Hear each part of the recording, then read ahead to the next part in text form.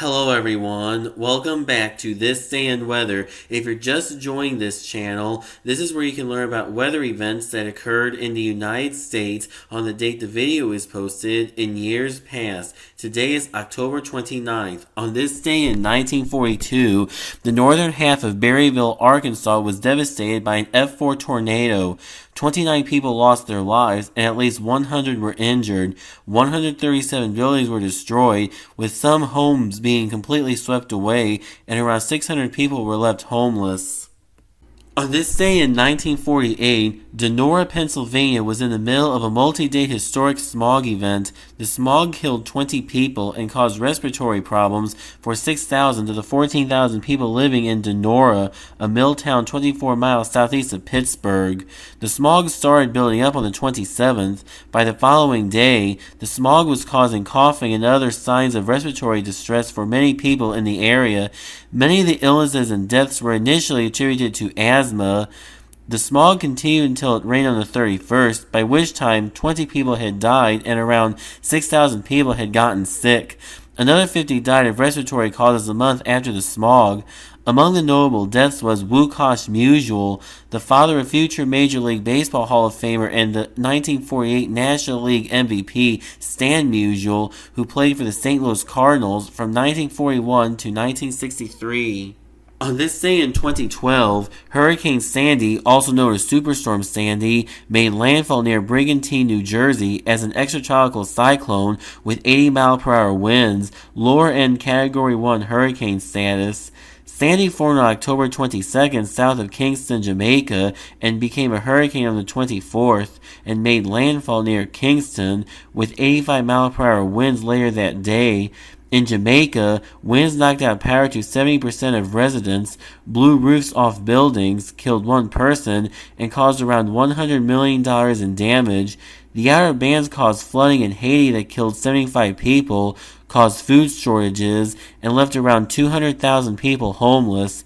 Sandy also caused 2 deaths in the Dominican Republic and 1 in Puerto Rico, where a man was swept away by a swollen river. Just offshore Cuba, Sandy rapidly intensified to its peak strength, a Category 3 hurricane with 115-mile-per-hour winds, and made landfall at that intensity west of Santiago de Cuba on the 25th. In Cuba, extensive coastal flooding and wind damage inland destroyed around 15,000 homes, killed 11, and caused $2 billion in damage.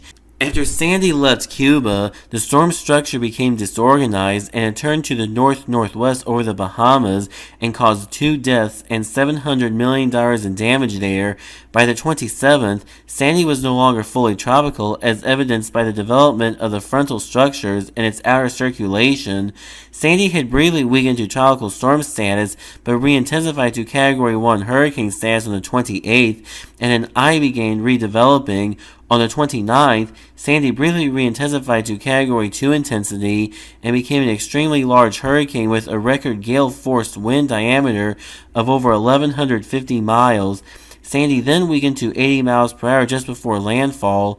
Sandy caused a lot of devastation in the state of New York and New Jersey. In New Jersey, over 2 million people lost power, with the outages also affecting 70 water systems and 80 sewage systems. 346,000 homes were damaged, around 30,000 homes and businesses were destroyed or significantly damaged, and 38 people were killed.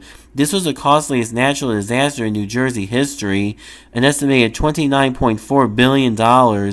Storm surge and flooding affected a large swath of the state. In the whole state of New York, Sandy caused 48 direct fatalities, including 43 in New York City alone, mostly in Staten Island, plus another 5 deaths caused by carbon monoxide poisoning after people used generators inside their homes.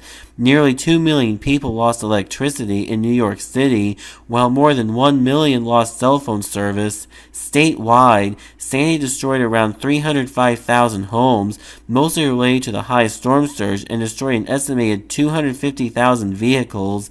In New York City alone, damages were estimated to be roughly $19 billion, with an estimated $32.8 billion for the whole state. In New York City alone, the floodwaters entered more than 443,000 homes and more than 23,400 businesses. The floodwaters affected around 75,000 people in poor health, while areas affected by the power outages affected another 54,000. Sandy's remnants drifted northward and then northeastward over Ontario before dissipating on November 2nd. Sandy caused a total of 254 fatalities and $68.7 billion 2012 United States dollars in damage. In 2025 United States dollars, that equates to over $96.94 billion. All the destruction resulted in the name Sandy being retired from that list of Atlantic Basin names and was replaced with Sarah starting with the 2018 season. That will close up this edition of This Day in Weather, but be sure to stay tuned in because whenever there's a new video, you will learn about weather events that occurred in the United States on the date the video was posted in years past.